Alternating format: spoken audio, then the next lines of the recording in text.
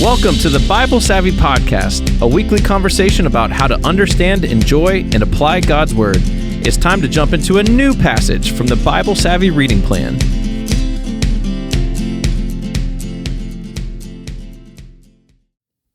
All right, I'm here with Pastor Courtney and Pastor David. Today, we're going to jump into a passage. But David, what's our question? That's right. Today, we are talking about creation.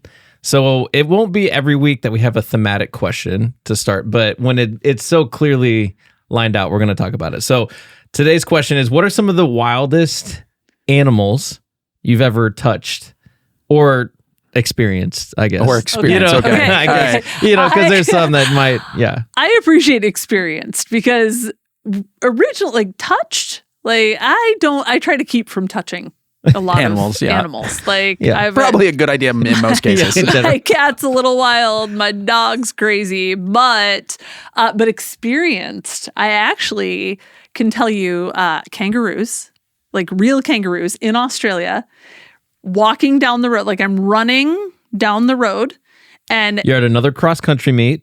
It's cross-country again. Right. You're running after your kids. Actually, I kind of was. It was your son's. Yeah, it was actually my son. My son was in the World Cross-Country Championship. There it is.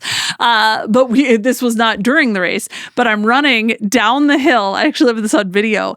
And the kangaroo comes out of the woods and just jumps right in front of me, almost creamed us as we're running down the hill. They're like deer out there. If you've gone or cattle on the side of the road, they're all over the place. And so, super cool, amazing experience. They're the weirdest animals, but amazing. So you definitely almost being run over by a kangaroo. Yeah. Mine is kind of related. So it was not in the wild, but they were wild animals. Okay. So it was, I've got one in the wild. One, we were driving in Wyoming or somewhere over there, and there was a herd of buffalo, and it stopped us on the road. And then we rolled down the window and stupidly did the thing where you're let's look around. And one of them sticks their head up by our window. And we're oh my gosh, what's going on or whatever. So all that happened. But with kangaroos, there's a place in Kentucky or something like that where you can go and they let you into a pen full of kangaroos and emus and giant tortoises, and you feed them and touch them. And I'm thinking this, I don't think this is good for us or for them or whatever, but we got a kick out of it. And then there's one part where you can go in a cage, a bird cage, and grab food, and all of these colorful, birds of paradise type birds come and land on you. I did not do that one, but my kids, I have pictures of my kids just covered in green and red and blue birds. And it's it's incredible. But it's that's I weird. can't even go in. There's sometimes those bat enclosures at zoos where you can go in. No. What about you? All right, so I grew up in Colorado, so wildlife was a normal thing. I have so many memories as a kid riding my bike and almost running into bears and mountain lions, and that was normal for me as a kid. So I wouldn't say that's the craziest. The actual coolest thing I've ever done was back when I was a middle school pastor for many years. We'd have this annual gathering of middle school pastors from larger churches around the country, and we had one in Ohio at this indoor water park that was combined with a zoo somehow called Kalahari. I don't understand whatever, but it was a bunch of youth pastors, and one of the youth pastors knew the owner of this place. So we got to be in this house, on the property of Kalahari. And one night we get back, so there's 15 of us, and the owner had brought his staff, and they walk in with baby tigers. And tigers? Baby tigers. Hang on a second. Wait, what? Baby tigers. And they literally just open up the cages and the baby tigers. I mean, probably, but what? I think I had a trapper keeper with a baby tiger on it. And they just came over. One literally came over to me. I sat on the ground because I had the dogs are there, and it just crawled into my lap, and I started playing with this baby tiger it was like a puppy.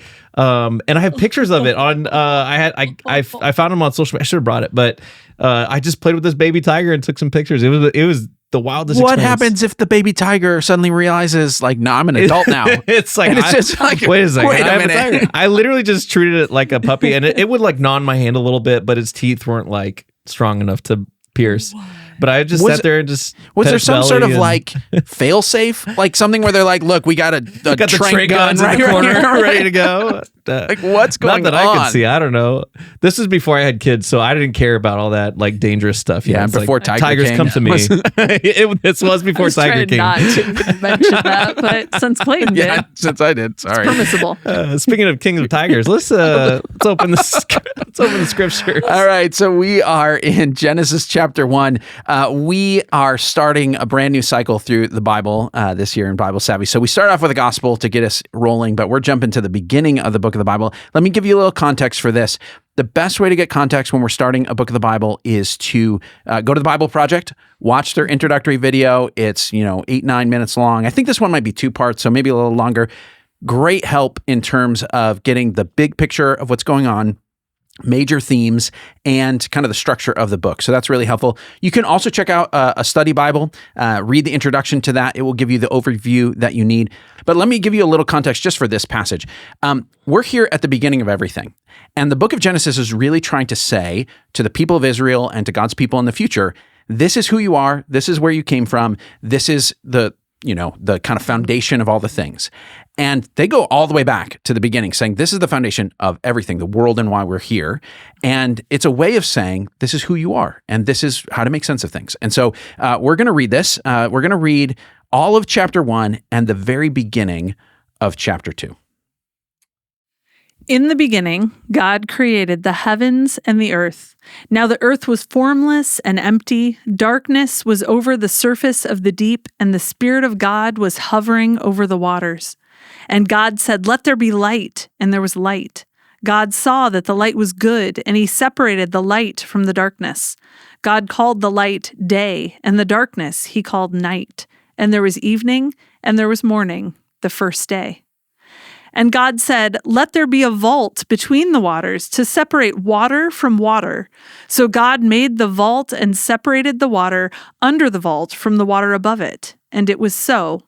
God called the vault sky, and there was evening, and there was morning, the second day. And God said, "Let the water under the sky be gathered to one place, and let dry ground appear." And it was so. God called the dry ground land, and the gathered waters he called seas. And God saw that it was good. Then God said, "Let the land produce vegetation, seed-bearing plants and trees on the land that bear fruit with seed in it, according to their various kinds." And it was so.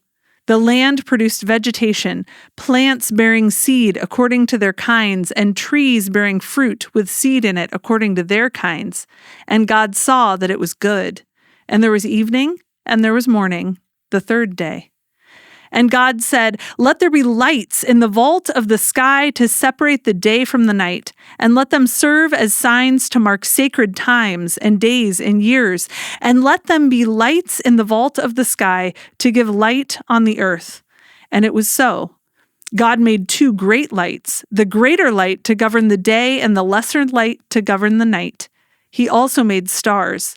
God set them in the vault of the sky to give light on the earth, to govern the day and the night, and to separate light from darkness. And God saw that it was good. And there was evening, and there was morning, the fourth day. And God said, "Let the water teem with living creatures, and let birds fly above the earth across the vault of the sky." So God created the great creatures of the sea and every living thing with which the water teems and that moves about in it, according to their kinds, and every winged bird according to its kind. And God saw that it was good. God blessed them and said, "Be fruitful and increase in number, and fill the water in the seas, and let the birds increase on the earth." And there was evening, and there was morning, the fifth day. And God said, "Let the land produce living creatures according to their kinds, the livestock, the creatures that move along the ground, and the wild animals, each according to its kind." And it was so. God made the animals according to their kinds, the livestock according to their kinds, and all the creatures that move along the ground according to their kinds. And God saw that it was good. Then God said, "Let us make mankind in our image, in our likeness, so that they may rule over the fish in the sea and the birds in the sky, over the livestock and all the wild animals, and over all the creatures that move along the ground." So God created mankind in his own image. In the image of God, he created them. Male and female, he created them. So God blessed them and said to them, "Be fruitful and increase in number. Fill the earth and subdue it. Rule over the fish in the sea and the birds in the sky and over every living creature that moves on the ground." Then God said, "I give you every seed-bearing plant on the face of the whole earth and every tree that has fruit with seed in it. They will be yours for food.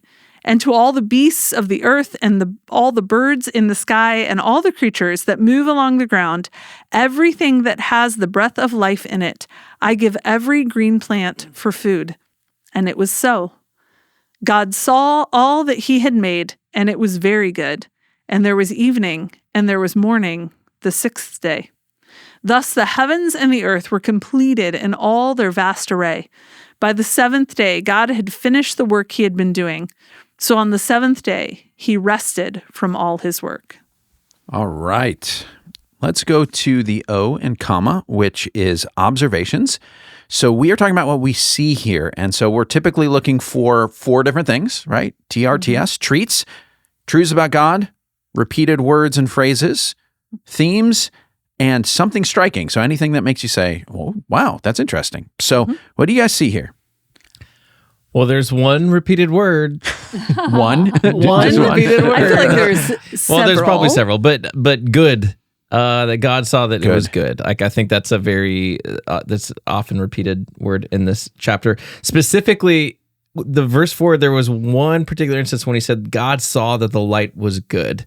Was just a powerful statement, and I sat there and I was reading this, and I thought about just a sunrise and how beautiful, how life-giving, how hopeful a sunrise is, especially after like a hard night. You know, maybe you have kids that are sick or you're sick or it's just been a tough night, and then the sun comes up and it feels like, okay, all is good. And I felt that reading this passage and hearing God look at the light and the sun and just saying, this is a good thing.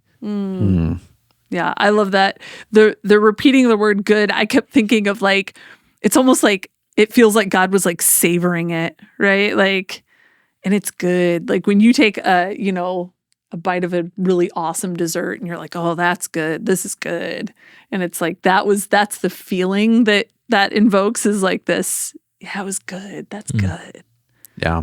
The amount of things that are repeated here, like it is very much like if you're going to teach someone or even like a kid to do the like how do you read the Bible? Like look for the things that are repeated. If that's all you get, you get a lot out of this one because it's like, and God said, and it was so, and he saw and it was good, and and like let there be, or let it be this way. Like there's just all of these phrases that are again and again and again. There was evening, there was morning, the whatever day, and all of these things. There's a certain first of all emphasis to it, but also like a rhythm to it. Like there's it's not quite poetry, but it's getting there, right? Like it's getting towards something that has a certain like cadence to the whole thing, you know? Yeah, and that was one of my observations. It's just how it does read almost like a children's book, right? Like those repeated phrases that if I were reading this with my child, or even just now reading it, right? Like it's almost like, okay, everyone all together, and there was evening and there was morning on the second day. Like it's the, those repeated phrases that make it sound really sing-songy and kind of, poetic, like you were saying. What else you guys see? I mean, you mentioned it, but the repetition of "and God said ...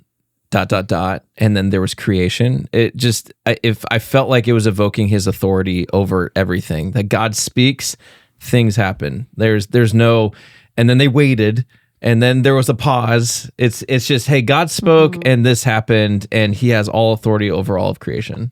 Yeah, there's definitely there are very few cases where you're in a situation where when you say something, it happens, right? Like there may be some places where people have authority where when they give the command, it happens. But to have that just definitively over creation, that's huge, powerful, sovereign God, Yeah. I noticed just how the thing begins, right? The passage begins. It talks about in the beginning, God created the heavens and the earth. It's almost this summary statement about what you're about to read about. But then it says the earth was formless and empty. And that's an interesting place to start It could have just been that God was like, okay, let's, here it is, there it goes. But to say there's a certain amount of things that need to be put together. Like my son just got a Lego set, and the first thing he does is like pour all the pieces out, right? And there's like a certain kind of like, it's not formed yet. We got to put the things that are there, right, in the right configuration to be in the order that they're meant to be. And even some of the things that he's doing is not making new things. He's saying, let's separate these things. Like, let's put water over here, land over there. Let's put, water here, sky there. Like there's a certain kind of like, let's sort the things out to what God's doing. It's like the form starts to come together. This is moving a little further down in the passage, but in verse 26 where he says, let us make mankind in our image, in our likeness. It's the first time that we see the plural in there. Yeah, which is always, people always wonder about that. Like, what's going on there? Yeah. Hey, Clayton. I don't know if I did. Did I do a Hey, Clayton on this? I feel like there was some time I answer this, but people wonder, they're like, okay, is this the Trinity? Is it Father, Son, and Spirit talking to each other? And it could be. Most people who study this stuff, they say, look, you've got to be careful taking something that wasn't revealed until later and slipping it in earlier if there isn't some reason to think that the author could have known that. But every once in a while, God's winking at us, right? Like he's saying something that has more meaning than they know, but it also has to mean something in the context of the original author. So many people will say this is either the royal we, the queen speaks, we desire this, which wasn't that common in this culture. So it's probably not that, but it could be. Or it's God talking to his heavenly council. Presumably he would have already created, angels and spiritual beings and saying, hey, I've got a project here, and you guys are the people who help me carry out things. And he would be speaking to that. There are other passages that talk about the sons of God, the angels being present, at creation and that sort of thing, and celebrating what God was making. So it could be that, but it's a little bit of a mystery. Yeah, I do love just the whole idea of let us make mankind in our image. We referenced this. We alluded to this a few weeks ago on this podcast where there was a moment in the Gospels when Jesus is being tested by the Pharisees and he's asked about whether to pay taxes to Caesar, and he takes a coin and he asks them whose image is inscribed on the coin, and they said, oh, that's Caesar's. And so he said in this epic fashion, give to Caesar what is Caesar's, give to God what is God's. And it feels like Jesus was referencing this statement that we are made in God's image, and we have his image inscribed on us like a president is on a coin. So I love that this is kind of a callback. We just saw this in the Gospels, but this ties New Testament, Old Testament together. Yeah. And even it's actually interesting to do it in that order because the image that they're talking about is a king's image on a coin. And when we read this, we sometimes start to think, okay, like a photograph. Like that's the first thing that comes to mind when you think of someone's image, right? It's a painting or a photograph. Where an ancient person would have seen an image would have not been like, they don't have cameras all over the place, and they weren't painting a lot of stuff. So they would have seen an image on something that an official made. So if you were in a territory ruled by a king, he might have a statue somewhere, but only a king is going to be able to make a big statue, right? Or he might issue coins where it's got his picture on it, so you're in his territory. And so images in the ancient world were associated with royalty. And so this is a way of God saying, I'm going to make you, I'm the king here, and you are going to be, for me, just like those coins and statues that a king would put out. You're going to represent the fact that I'm in charge here. And so in some ways you are going to be, and sometimes ancient kings are called this, the image of the God, right? You're going to be my ruler on my behalf, kind of my proxy for running the world.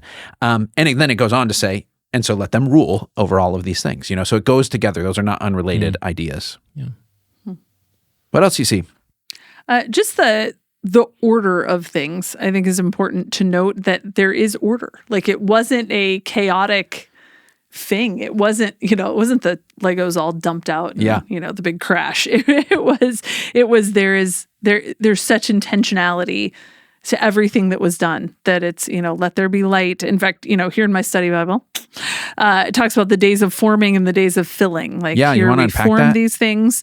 Well, it goes through and I'm just going to be, the common man right now, that, it talks about let there be light, that God said, let there be light. And then when you go into verse 14, it says, let there be lights in the vault of the sky. And then water under the vault and water above it in verse 7. And then in verse 21, it talks about, filling the water with, fish and birds, filling the sky and the water with fish and birds. And then it talks about dry ground, created the ground. And then in verse 9, then livestock in verse 24, mankind, verse 26, vegetation here in verse 11, and then every green plant for food. So it's like he creates all of the things that are formed, and then he fills them all. Yeah, it's like setting up the room and then putting the furniture in the room or putting the people who go there. It's an HGTV show. It's like HGTV. Yeah, it's complete world makeover or whatever you total world makeover. Total world makeover. But it's almost, you can see day 1 and day 4, day 2 and day 5 and day 3 and day 6 correspond to each other. I didn't want to do the math, so I'm glad you did that. Gonna be honest with you. There you go. And it is interesting. So people will often point to that and say, like, there is a logic to this that's different than just what order was it made. Because sometimes people will be like, well, why weren't, how can you have a day if the sun and the moon didn't exist? Like, you can't, it was evening, it was morning. Well, what does that mean if the sun isn't made until day 4, right? And so some of what's going on here is more than just saying, let me give you a itemized list of the order of things that were happening. It's saying, no, craft a space, craft a space, craft a space, fill the space, fill the space, fill the space. So it's meant to have it looks more like someone who is a workman setting up a space rather than the scientific kind of order of things. All right, so speaking of forming and filling, God's first command in Scripture is be fruitful and increase in number. Oh my. So, hey, Clayton, is this why Courtney's children's ministry is overflowing with kids every Sunday? We have a lot of faithful people in this church. We got a lot of this. They are listening to the Lord. And good for you guys. We are very pro-kid. Thanks for the job church. security. It's really good. Yeah. So here's the underlying question, but beyond just the humor of it, is it required of people? Yeah. You know what I mean? Yeah. So some people will say, hey, is this like a part of the job description of humanity? If I don't have children, am I like falling short of that sort of thing? Here's the really simple answer. Jesus had no children. Okay. So there you go. like, it's worth noting that the most human never got married, never had kids. So these things, it's probably better to describe this less of a command and more of a blessing and a commission. Like it's a way of saying, like, in an empty world and in a world, if you're the audience, that where there's a fear that your children might die or that you might not, be enough as a people to say, go out and increase is a gift. It's saying, oh, I want that. And so the idea of more people who represent God is an exciting thing. It's not a task. It's not a responsibility. It's like, oh, could we really? That would be amazing. And so, that's right there. Love that. And of course, then he says, go, rule over the fish, the birds, over every living creature. I think it's interesting that God commissions us as these kind of co-rulers over creation. It feels like a significant task that he's immediately enlisting our help with. And this is before the fall too. Like we haven't gotten to the fall. This is God has given us significant work. So it at least made my brain start to go, all right, well then it would make sense that in the new heavens, the new earth, that this same idea of work and significant task will be included there as well. Yeah. Yeah. I think that's significant too, what you just said, the new heavens and the new earth. I think that was another thing is that I was just struck with when you go back and you really read creation, and again, that care that was put, and you realize like heaven is coming to earth. Like there's something really beautiful. If that doesn't make you appreciate and really consider the way you think about creation and the way that you care for creation, and I'm gonna start getting into the M's and the A's here, but how does how there's something so significant to that, right? This is something really beautiful to think that there's a restoration that would occur to this. I think it's interesting too if you think about it in contrast with the other ways you could be thinking about creation. Like in the ancient world, they would have thought of creation as kind of a dumping ground, right? So most of the ancient creation stories were essentially gods getting in fights with each other. One god dies and they make a world out of the corpse of the god, and they make people to tend to the world because the gods don't want to. So essentially the world is a garbage dump and you are slaves. That's the the bottom line of most ancient things, to say, know your place in the world, because the real king are these gods. And if anybody is an image of God, it's like one person who's on the throne, and the rest of you, you're there to keep everybody happy, right? And so to have this be, no, the world is good. It's good. It's good. Let me just keep saying it 7 times. I'm going to tell you, it's good. It's very good. And so, like, to hear that and to say, also, you guys are the kings and queens of this place is a radically different thing. And then even if you contrast that with like modern notions of what creation is, it's like a machine that's running, just on its own, or it's, like any of those kinds of ideas of like, this is something less than a place of beauty and wonder and meaning and delighted in by God and made for a purpose and all of that sort of thing. You start to get something that's cheapened, and in contrast with new creation, God's going to keep this place around forever because it's good. It's worth saving, you know? Yeah. Well, another observation I had was just the fact that God rested. I mean, that alone should cause us to pause and think, wait a second, God, who's all powerful, it needed to rest, or chose to rest rather, after working for all this time, that he modeled rest. He said, hey, I'm going to stop and say, this is good, and I'm going to rest. And every time I feel that temptation in my own humanity to keep grinding, keep working, keep overexerting myself, I feel this invitation back to the beginning of Genesis, and I see what God is doing, and he chooses rest, and after saying, this is good. And I find that very compelling. Yeah. Yeah. Should we tackle the question everybody's wondering about? We've talked for a while about this passage, and there's one question that I know anytime you open Genesis 1, somebody's going to be like, but what about this? I got a question. Let's go there. Let's do it. So, all right, we're going to talk about evolution. So, buckle up, everybody. Here we go. So, people always ask the question, how does this relate to science? Because if you say, how did the world begin? How did it get here? And you go to a scientist, you're going to get an answer that's going to involve all sorts of different things, stuff about astronomy and geology and biology and all sorts of stuff, including great long ages of the earth and evolution and these sorts of things. You're going to get that story. And the question is, how much of that story is okay for a Christian to say, well, that makes sense to me? And how much of it do we say, no, the Bible says something different, and so I can't hold on to that? So this is a huge question. And it's not just a, kind of curiosity. This is one that a lot of people will say, this is a make or break thing, or it's at least a barrier for me. People on the outside saying, like, if I got to, throw out these things that I know, if I'm going to come in, maybe I won't come in. Or someone on the inside, they say, I'm going to school for science and I'm hearing this, and there are good reasons to think these things. Do I have to say, I just can't do it? Or if I want to be a scientist, I got to toss out my Bible? So these are real live questions for people. So let me tell you how we approach this at Christ Community Church. So we actually, we have an official position on this, which is we don't take a position on this.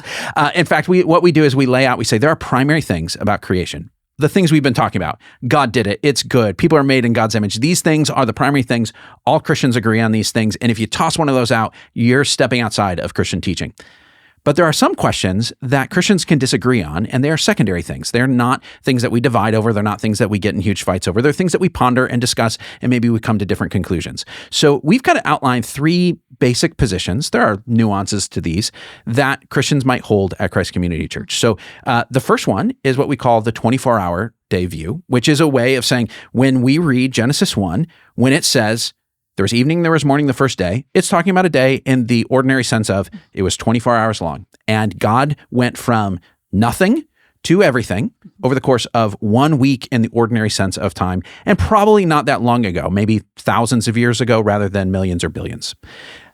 The second view is what we call day age. This is where someone is reading this and they say, okay, this is more than just a kind of straightforward description. These days might actually represent an age of time that God used to bring about these things. And so people will try to line up, they'll say, you know what, scientifically speaking, there was a time when kind of light was developing. And so that's kind of like a first age, as the stars are forming and those sorts of things. And they'll try to line these things up and say, there are other places in the Bible where it says, a day is like 1,000 years to the Lord, and 1,000 years is like a day. So time doesn't work the same with God. And this is probably trying to get at that kind of like a panoramic overview of these ages scientifically that have happened over the years. So day age says this is not totally literal, but it lines up with some scientific realities. There's another view called evolutionary creation. And that's a view that says, hey, when you come here, this passage is simply not answering questions about science. It's looking at things in the ancient culture, basically the kinds of myths and stories they would tell about how the world came about, and trying to offer kind of a parody counter version of that, saying, let me tell you what it's really like.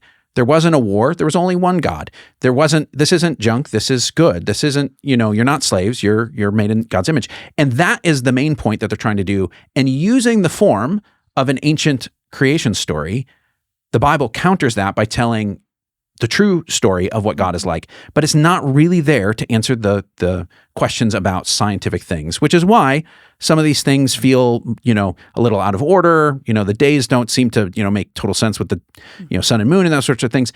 And so these different views, those three different views, people will discuss. There are merits to all of those views, and there are reasons why people across many ages have said, you know what, this may or may not be literal.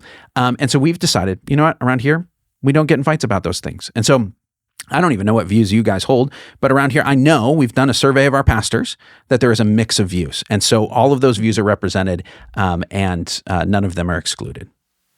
So I know you guys know that. I'm saying it to you guys. That's a great breakdown. I think that's helpful. Yeah. And a lot of times people have anxiety about that. The reason we've got to explain that is so that someone says, whoa, okay, there's breathing room.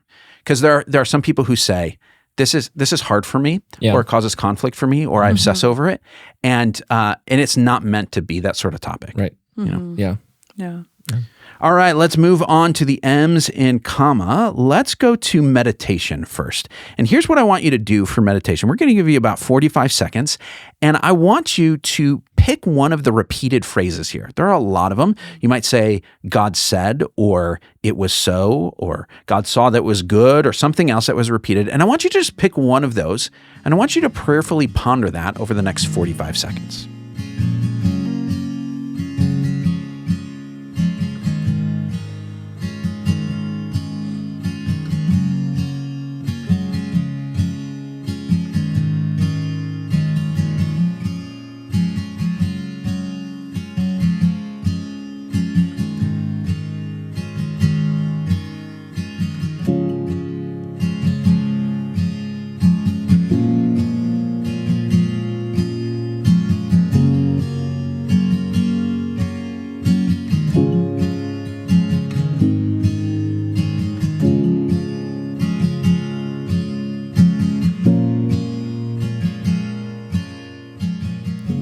All right, let's talk about the other M in comma, which is message.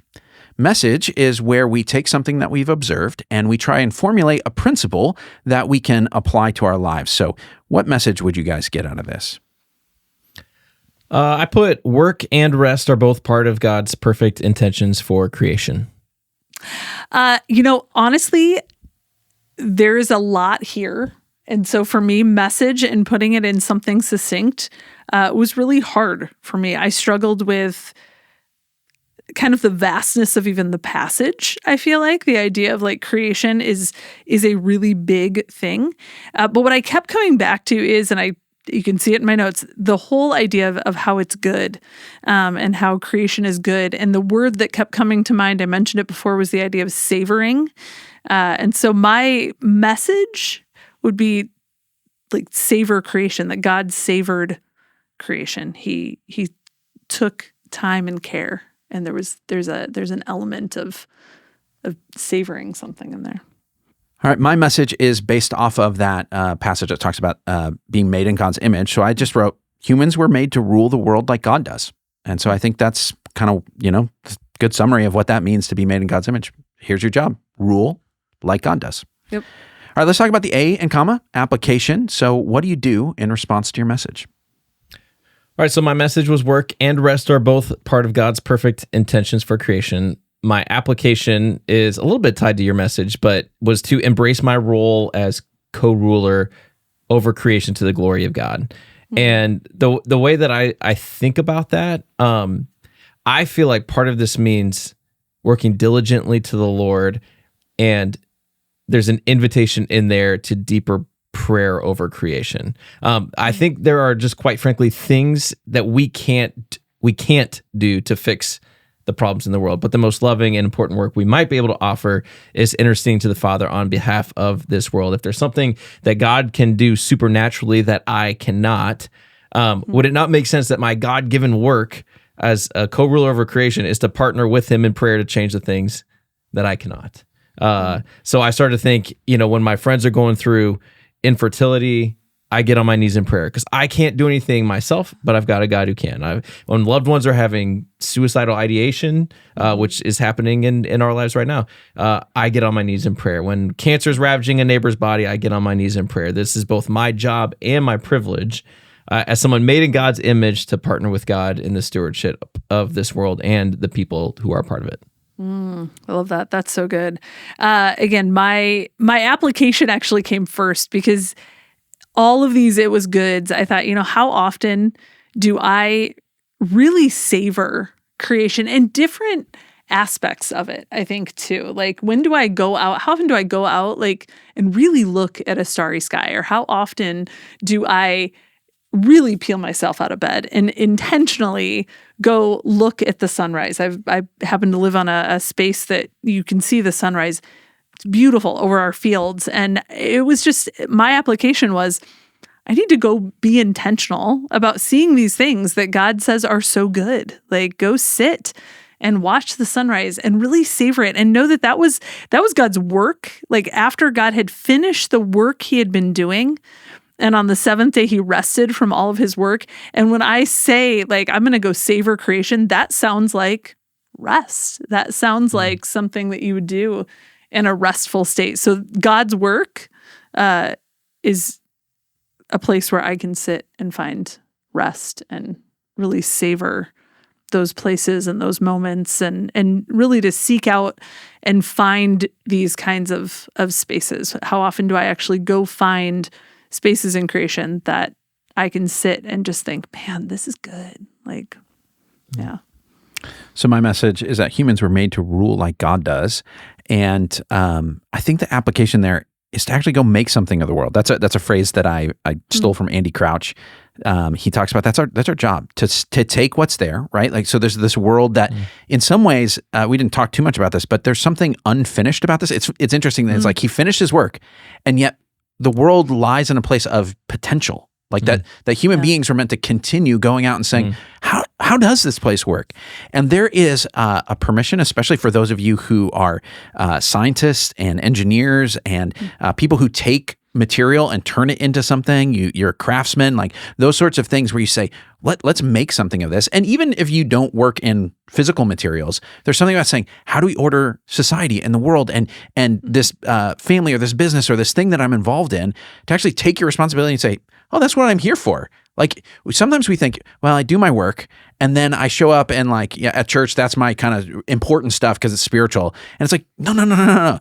Do not discount the fact that when you are saying, oh, what is here and what can I do to make it better? What can I do to make something new out of it? That creativity, that work is godlike and it's good and it's what you're supposed to do. And so wherever you're at, make something out of it. Yeah. Thanks for hanging out with us. Join us again next Monday for a new episode where we'll be looking at another passage from the Bible Savvy reading schedule. And in the meantime, if you're not following along with the reading plan, check out BibleSavvy.com. Also, you can subscribe and leave a review on whatever platform you're listening or watching on. You can find us on YouTube or wherever you listen to podcasts. Email us your questions or suggestions at podcast@BibleSavvy.com. Lastly, tell your friends, and we'll talk to you next week.